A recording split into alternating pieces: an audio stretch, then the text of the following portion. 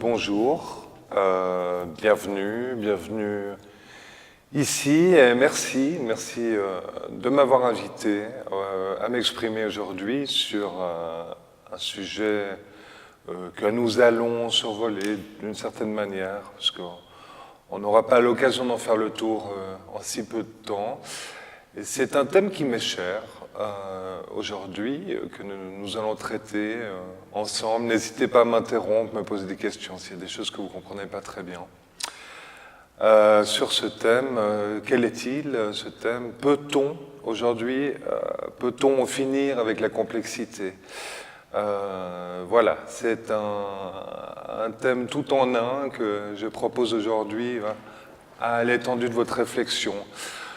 Peut-on finir avec la complexité? Donc, c'est à la fois une question complexe, donc c'est d'une certaine manière déjà l'anamnèse d'un récit dont la pertinence reste encore à démontrer, en tout cas dans le champ des applications syncrétiques postmodernes, enfin en tout cas après-guerre, si on veut faire vite d'un point de vue historiologique. Mais c'est une question qui pose finalement,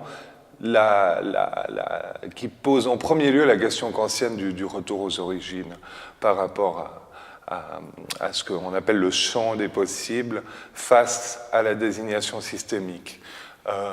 Qu'est-ce que j'entends par là? Ça peut vous paraître un peu trouble ou un peu trivial, mais ce champ systémique, d'un point de vue strictement postmoderniste, fait écho à la notion de figure ou de portrait en tant que sémiologie du terme. Soyons précis sur cette question de sémiologie du terme, puisqu'elle a été maintes et maintes fois rediscutée au travers de l'histoire par Foucault, Adorno, puis Goodman, qui s'en est fait d'une certaine manière, de manière post-historique, leur représentant exclusif, dans sa démarche en tout cas de déstructuration philosophique, philologique, et j'ai envie de dire dans une certaine mesure.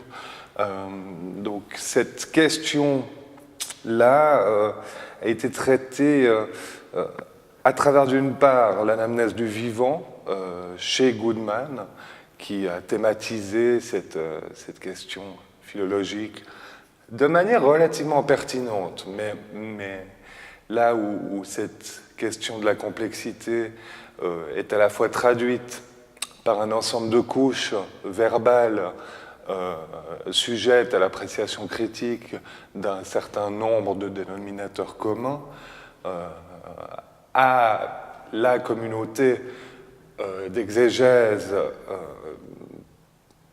d'avant-garde, j'ai envie de dire. C'est un peu une contradiction en soi, puisqu'il n'y a pas d'avant-garde dans ces questions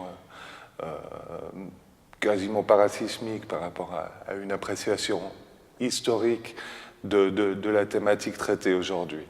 Mais cette question-là donc, est relativement bien traitée, mais est sujette aujourd'hui encore, je crois, à des questionnements de fond qu'il s'agit peut-être aujourd'hui de vulgariser d'une certaine manière, puisque nous nous sommes souvent perdus en complexité entre démagogie et pluralisme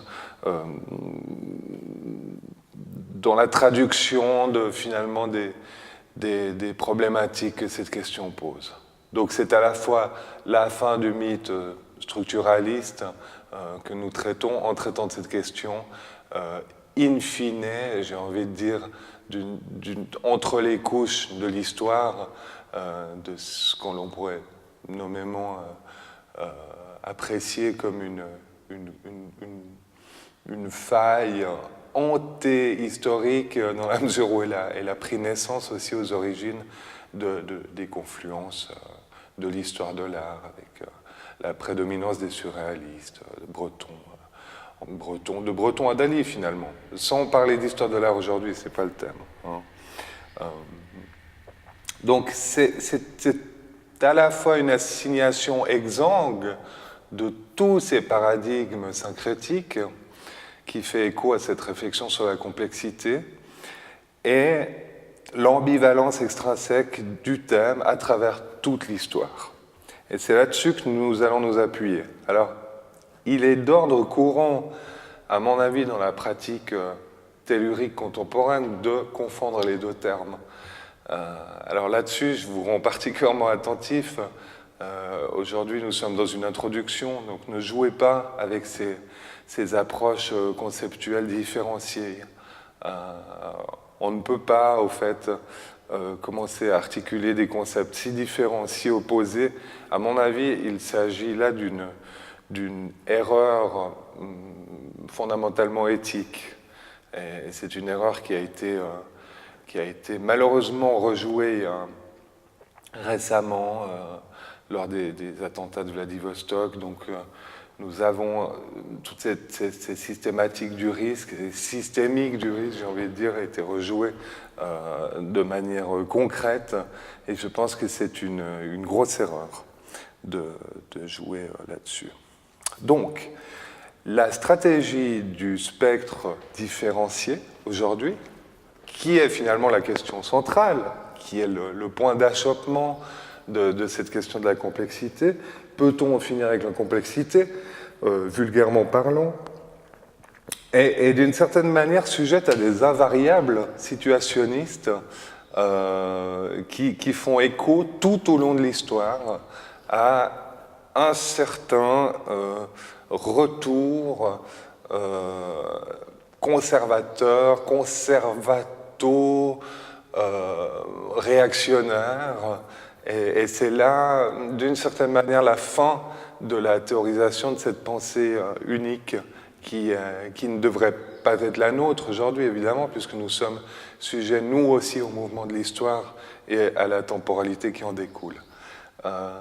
Et c'est ce point important qu'il s'agit aujourd'hui de noter et d'intégrer, au mieux d'intégrer, qu'il s'agit de digérer également, puisqu'il est sujet, là encore une fois, à maintes réflexions de la part du corps enseignant, universitaire et professoral. Et soyez sûr que je me bats aujourd'hui encore pour thématiser cette approche sans créer d'esclandre ou sans m'attirer les foudres de la vox populi. Donc il y a de cela une position à tenir, une position que je veux solide, que je veux ferme, car il s'agit d'une pensée plastique qui s'exprime.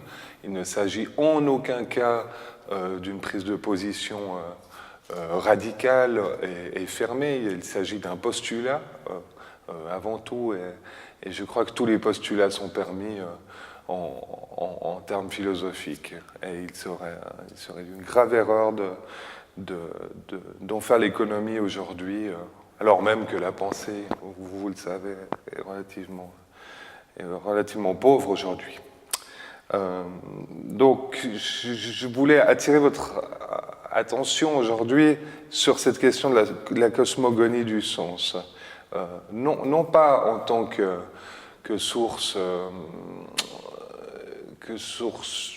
pertinente de la pensée goodmanienne, puisque Goodman finalement a été rétracté lui-même par ses propres invectives à une époque où l'histoire a finalement rendu ses comptes à cette théorie de l'extrinsèque, mais plutôt attirer votre attention sur cette notion de psychonomie en tant que ferment d'idéaux post-fatalistes liés à la dégradation critique d'un certain nombre de concepts aujourd'hui. Je m'explique.